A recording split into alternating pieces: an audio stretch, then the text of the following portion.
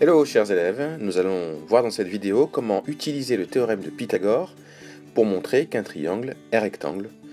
Donc vous avez une figure que je vous ai faite ici.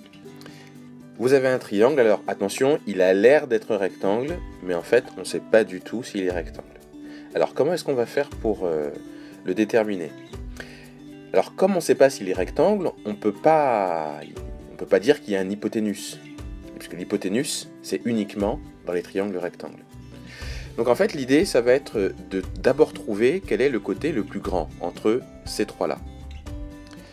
Vous voyez bien que le côté le plus grand, c'est le côté EF. Donc en fait, ce que je vais écrire, c'est EF au carré.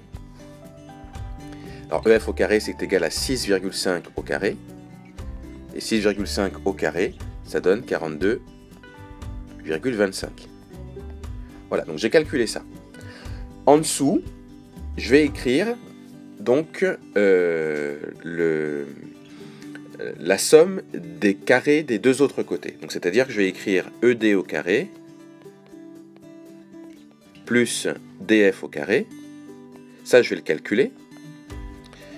Donc ça fait 3,3 au carré plus 5,6 au carré. Et ça, quand on calcule, ça me donne aussi 42,25. Donc vous voyez que là, j'ai pas du tout utilisé la racine carrée de quoi que ce soit. Là, je calcule juste les carrés des nombres qui sont donnés ici. Donc je constate quoi? Je constate que EF au carré, c'est égal aussi à ED au carré plus DF au carré. Donc ça, c'est ce que je pourrais écrire du coup. Donc EF au carré égale ED au carré plus DF au carré. Mais là, on peut dire que d'après le théorème de Pythagore, forcément, ça implique que EDF,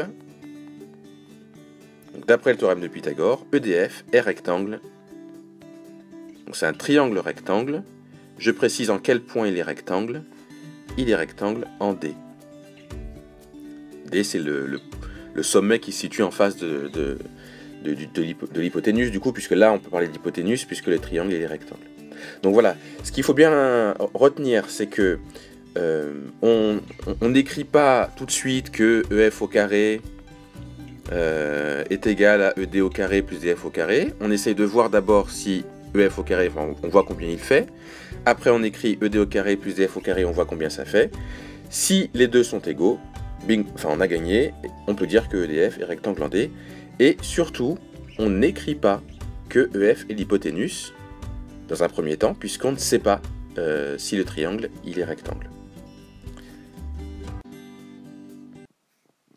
Alors maintenant, c'est à vous de jouer. Vous avez une partie à rédiger. Donc vous avez vu comment je rédige. Il faut bien faire attention. Donc dans un premier temps, on écrit quel est le plus grand côté. C'est ce que je fais en premier. Et puis ensuite, on écrit un petit peu comme ce que j'ai fait précédemment. Et puis on précise évidemment qu'on utilise le théorème de Pythagore. C'est ça qui nous permet de déduire que EDF est rectangle en D.